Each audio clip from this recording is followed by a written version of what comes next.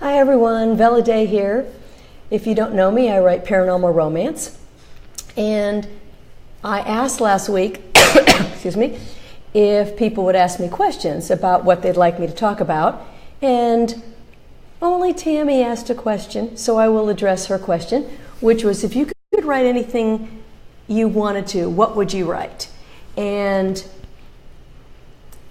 I think one thing that really fascinates me, has always fascinated me, is science fiction. And I still watch all the science fiction TV shows. I like Star Trek. I like any of the follow-up ones with Jonathan Archer and all of those movies. And I think, wow, I got Debbie's here and Daryl and Teresa. Hi, guys. And Debbie's probably from Chile right now. But I never wrote any of this sci-fi stuff because I wasn't certain how well that would go over. It's a pretty small niche. But then I started thinking this afternoon, with my Hidden Realms series, it takes place on an alternate reality. And that really is sci-fi because we don't even know that an alternate reality actually exists. And of all the science fiction shows I like to watch, when I started with Star Trek, I moved up through almost all of them, from Captain Janeway and all those, until they got to Deep Space Nine. And I know Bruce Boxleitner was hot, so I watched that. But they had all these, so many just funny-looking, alien-looking things. And not that I didn't like, Worf and some of the sci-fi characters, but I like to have my science fiction kind of, I don't even know how to say it, normal looking, where they're real people just in a different, really a realm. And so I think this new series with dragons, I mean, come on, they probably don't exist anywhere. I'm kind of writing science fiction. I don't peg it as that, but it's, kind of fun to have it, there. I mean, it is a science fiction type of experience. So I guess I'm writing what I want to write. Is there anything else that I would write? No. I love paranormal.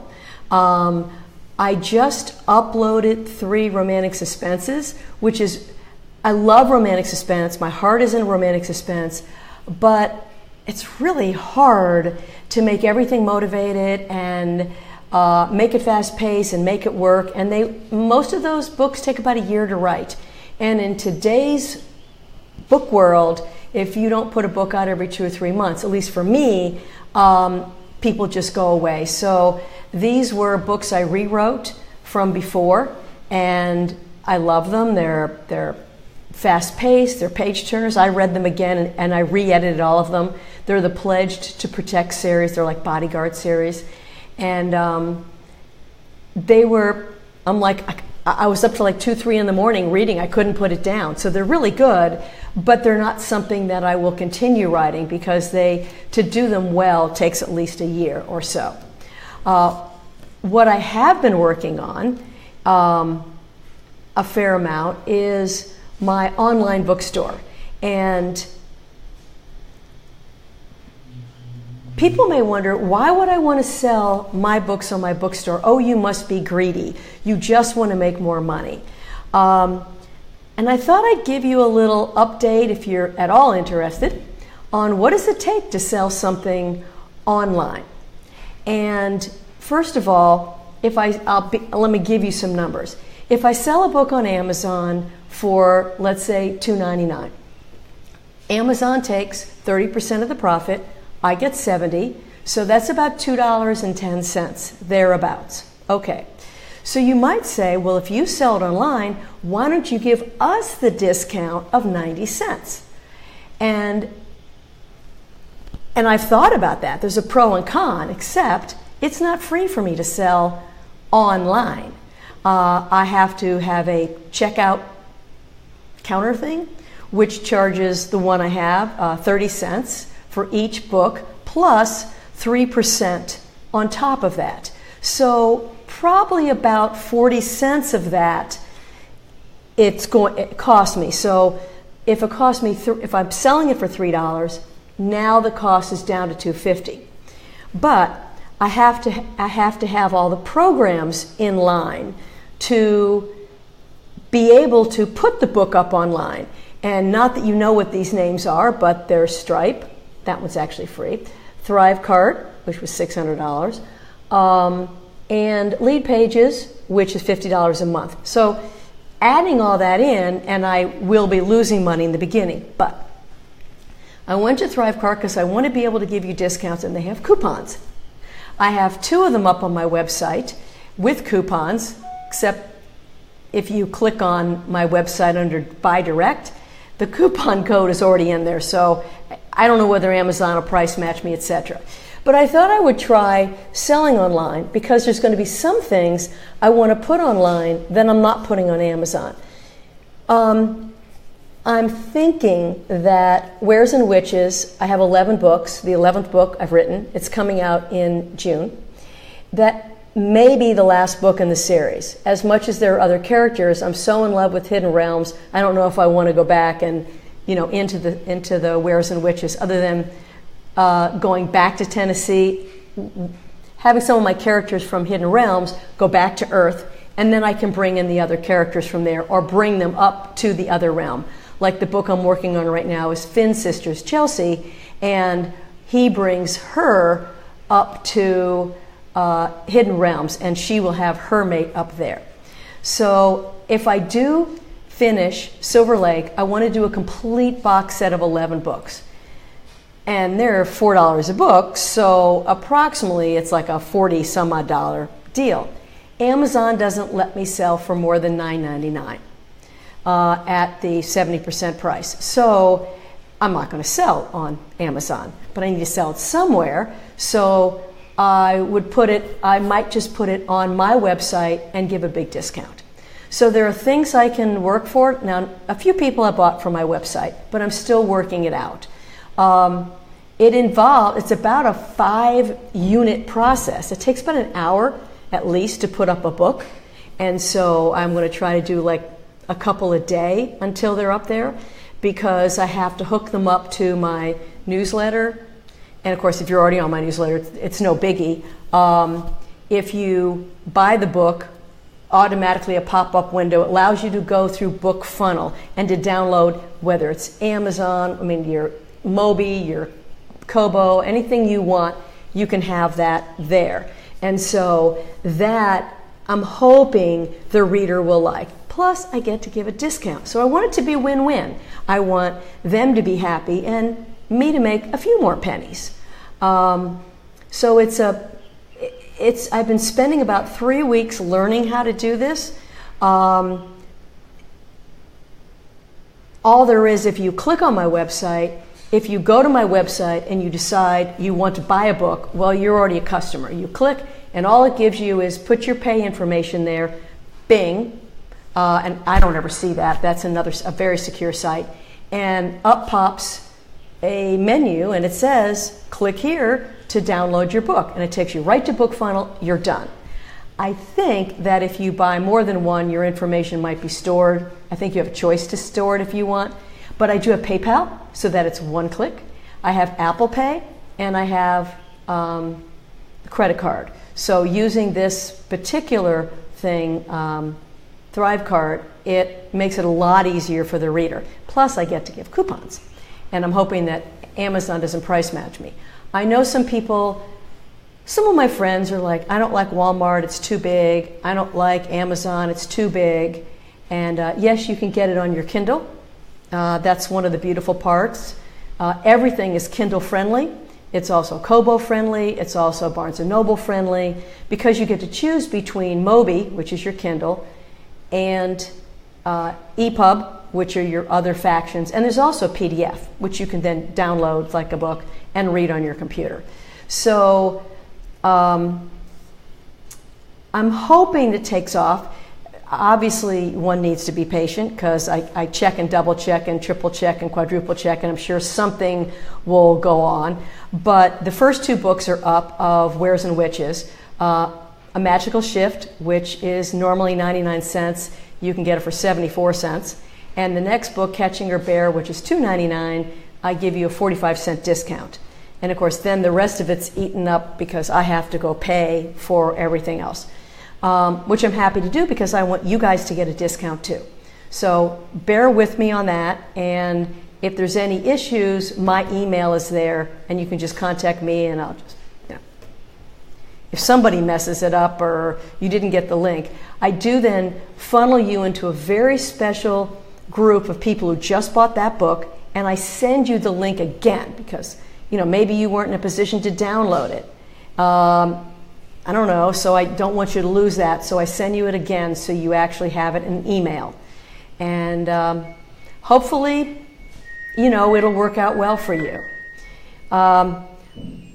I have been looking to see, I hope people, that is the fun of paranormal, it's not real, that's true, Teresa, I totally agree with you. I am interested, though, if you have any questions of what you'd like me to discuss. So I thought, since I didn't have that many questions, every night my husband and I sit in front of the TV for about 30 minutes, and we pick a topic, pretty much educational topics. Once was on cryptocurrency, like Bitcoins. We learned all about them. And this week, we did all the TED Talks, which we love. And this week was on rags to riches. And it's really been fascinating to hear about mostly women who maybe they were abused, they had no money, they had 4 kids, they didn't have a job. And how do they end up making $3 million a year? The stories are just amazing, but basically it's hard work, perseverance, and belief in oneself. Sometimes it's luck, right time, right place. One started a 24-hour daycare center. Another one found hair that she sold as hair extensions. I mean, it was just fascinating. And so I thought, I certainly did not start with rags, and I'm certainly not in riches. But I find the stories of how people began interesting. If you go on Amazon, you read people's, beginning story. And I know I've mentioned this before, but I think it's worth bearing a repeat. I didn't like to write anything. I mean, nothing. I never dreamed of stories as a little kid. I know everybody dreams. They like to read. Their parents read to you. No. Now, my mother was an avid reader. She read a book a day. Always did until the day she died. She had piles of books, and all romances, which is how I got started in romances. But I never read in high school, never read in college. I was a math major.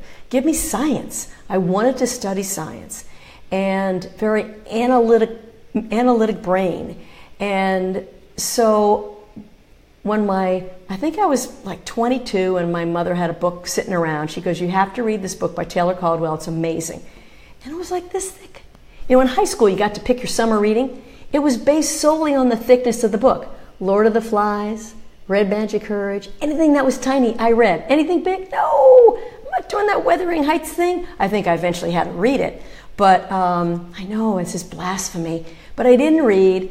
When I went to grad school, you had a choice of writing a thesis, which is writing, or take 900 more classes. I chose taking more classes.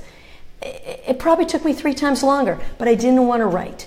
And so it was probably, I was married once, divorced, married husband number 2 when I was 46 years old. And in the summer, since I was a teacher, math teacher, economics, and I was a photography teacher, which is where my creative side comes from.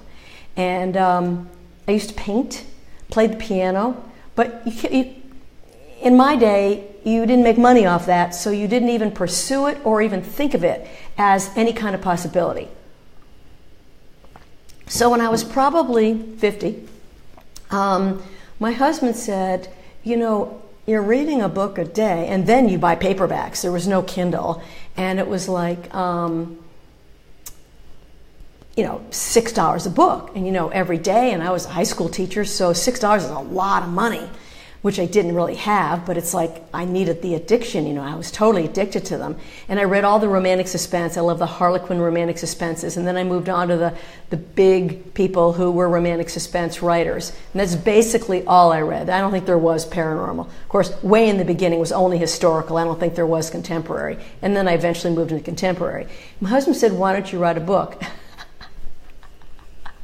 You know, that's like, why don't you climb Mount Everest? Yeah, it ain't gonna happen. And he said, how hard can it be? Why don't you give it a try? There is no failure, just try it.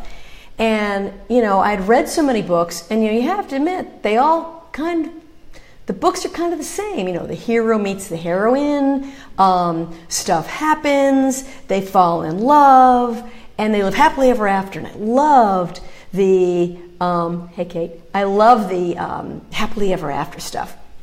And so I thought, how hard is it to write a book? I was so naive back then. And this was in 2000. And so I came up with a plot. My husband helped me because he was the one who, when he suggested I write, and I said, come up with a plot. And he says, okay, let's plot about this, he was an engineer, this hard drive that doesn't have any moving parts. And I'm like, okay, now we're talking science fiction. Of course, my computer today has a hard drive with no moving parts, but who knew it back then? And so I wrote this story, and it was called Password Ecstasy. I don't even think I have it. I mean, that thing's under the bed. It's horrifying. Not that the wording was horrible, it's just there was no motivation, no plot, no nothing. And I wrote the book, and I'm like, okay, I'm an author. It's not going anywhere. I went to a conference. I even, I won a critique by an editor. She was so sweet. I don't even know who she was.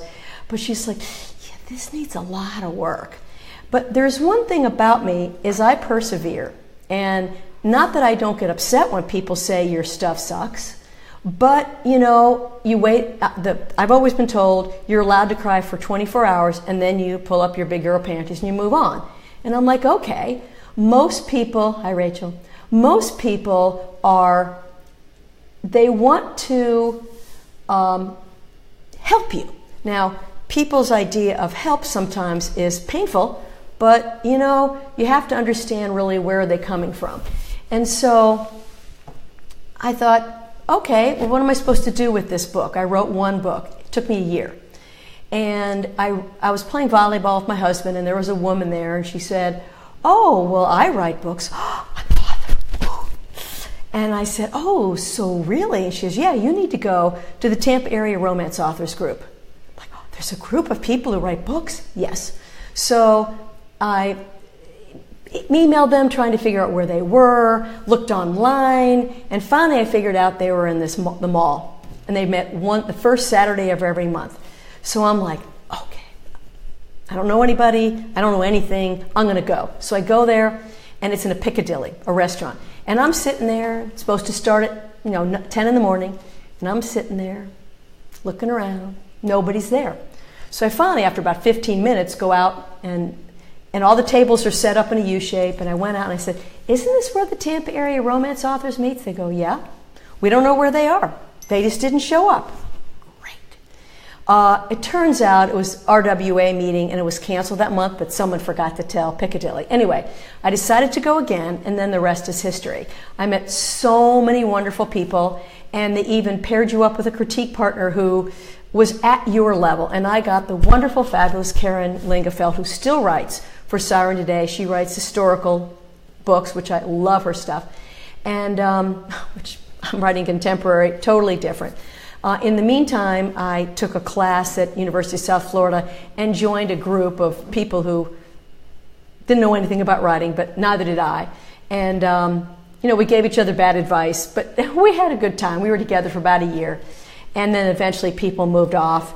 And then I got better critique partners and better critique partners, and then people who really, really were good. And then I started entering contests, and at first, you know, they would write back saying, you get a score of 1 to 5 on all these, or 1 to 10 on all these different categories, you know, plot and character.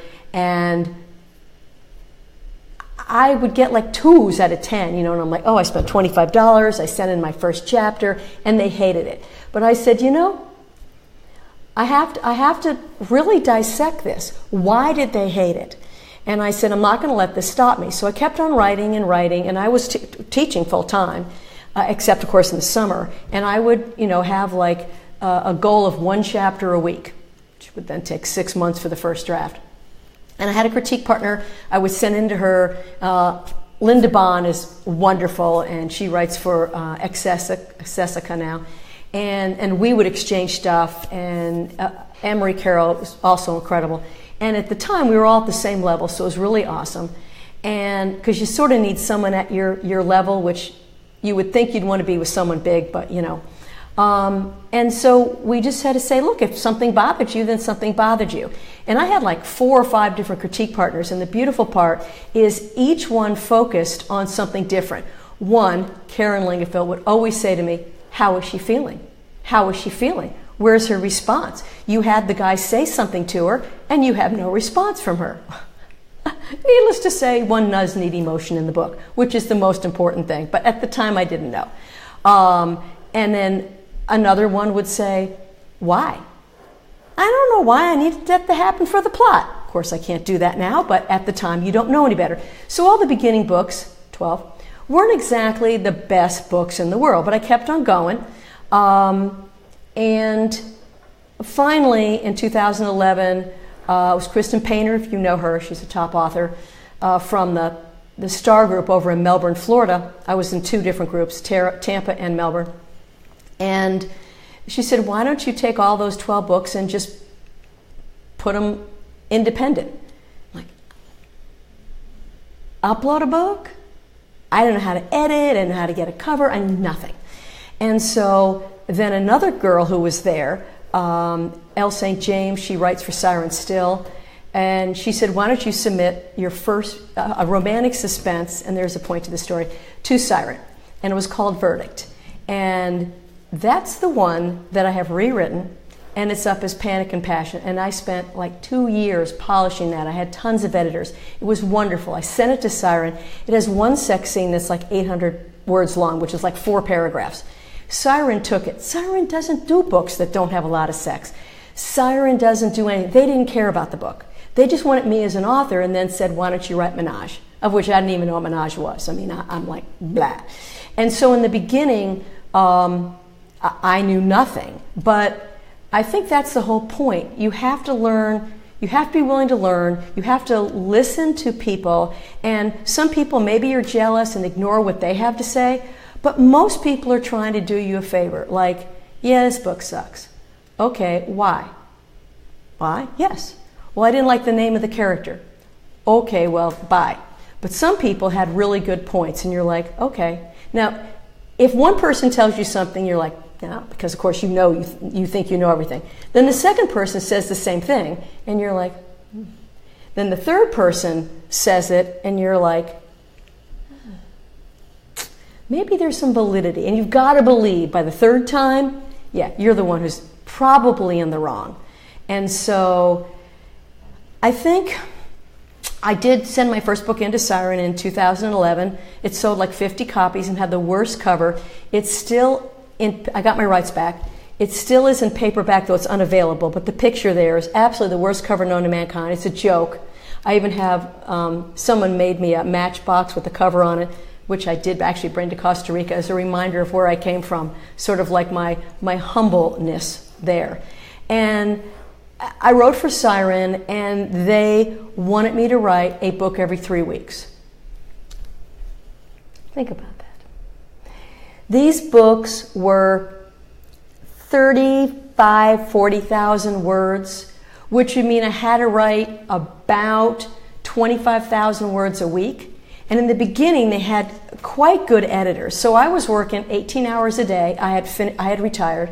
18 hours a day, writing these books, 4,000 words a day, and pumping them out. And Siren didn't have a lot of authors, and so they actually gave me first billing on a lot of things, and I did make good money. Better money than I make now, but after a while, thank you, Rachel. seeing my potential. Yes, she did like the writing style.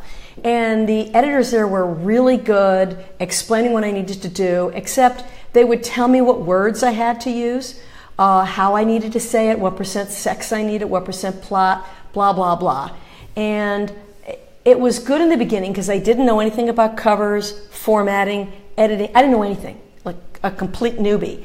And after 2.5 years of doing that, my eyes fell out of my head, and that was when Kennedy Lane and Olivia James, who also wrote for Siren, the three of us had worked together on some projects, and they said, we need to go indie, it's time. And I went, indie? I don't know anything. Well, Kennedy Lane is friends with Lexi Blake, Shayla Black, I mean, some really very knowledgeable people.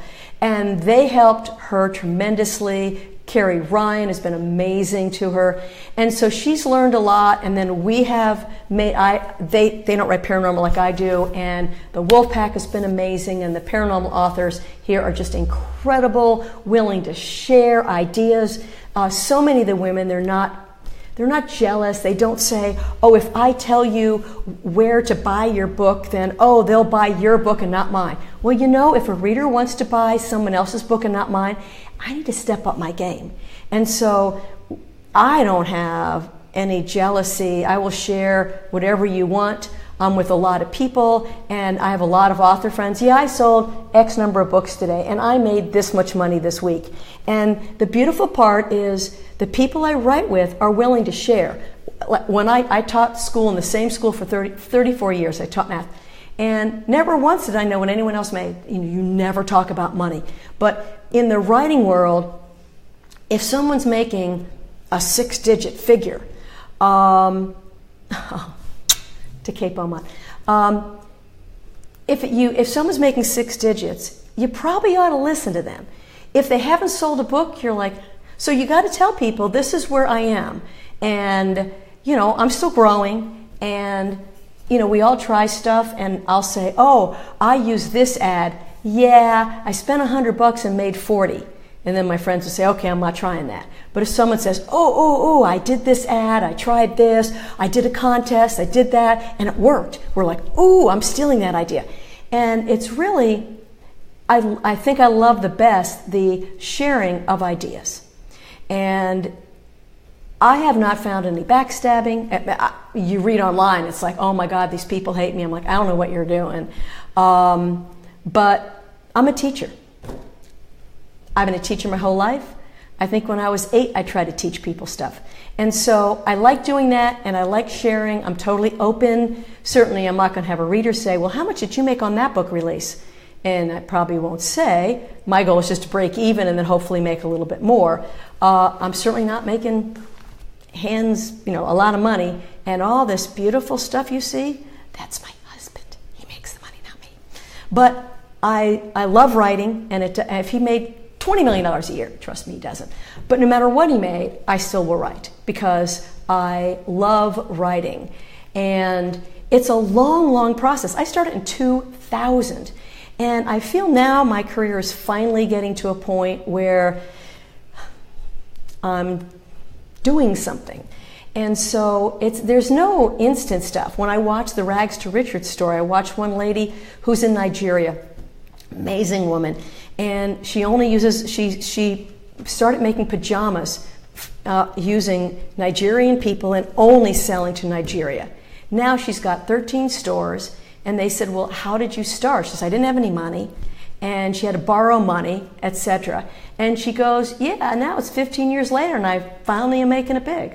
But it's a matter of perseverance and not blaming anybody. Oh, it's so-and-so's fault. Admittedly, Siren had high prices for their books, and when the indies came in, thank you, Nanny, when the indies came in, Siren never lowered their prices, and so they stopped selling as much.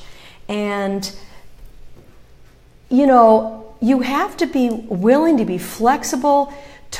I never thought I would do online selling, and I must spend 10 hours a day learning about pixels, Facebook ads. I do now have a publicist that Now at least we'll do my Facebook ads and my AMS ads and all those, because it's like, I don't know how to target. I'm trying to learn, and I'm watching these videos every day. I try to learn videos, and then I'm thinking maybe I'll sell some t-shirts, and I found the most adorable little dragon on the cover. And I was thinking maybe I'll make a little t-shirt with just a dragon on it. And, you know, I'm trying to find out what people want and what makes me happy. And I love to write. I actually like to edit. And marketing's kind of fun too. But, you know, if you have any comments, and I do love the comments on what you're writing here, if you have any ideas on, I would buy online if you gave me a 15% discount. I'll buy online even if you don't give me a discount. I do want to give a discount because if I'm not paying, I'm making like 15% more, so I don't mind giving a 10% discount. And I want to make them as reasonably priced as possible. This is not price gouging. And as far as my print books go, by the way, Amazon sets those prices pretty much. They tell me it's, you know, 300 pages, so the minimum you can charge is $8.99. So I'll charge like $9.99. I make far less selling a print book than I do an ebook, but I have to make at least a few pennies because I had to pay to get it formatted into print. I had to pay for the cover wrap, and you know, a lot of money to do it right. It just costs money to do it right, and I have 4 editors because each editor picks a new thing. I've got cover artists, I've got formatters, I have, you know, I need email lists to pay for, that costs monthly. There's the number of expenses to keep this business going is a lot, but I love to write and I love interacting with people. Even yesterday I was thinking maybe I shouldn't do these videos because who wants to hear me talk? If you do want to hear about my writing process, what I'm working on in the future, just make a comment, and so I know, like next week I have no idea what I'm going to talk about. So I would appreciate any direction you can give me, and you guys are awesome and I love your comments and it's so much fun to talk to you. So I'm going to sign off for today and say thank you for all the wonderful people who made comments, and let me know what you would like me to talk about next time. So thank you.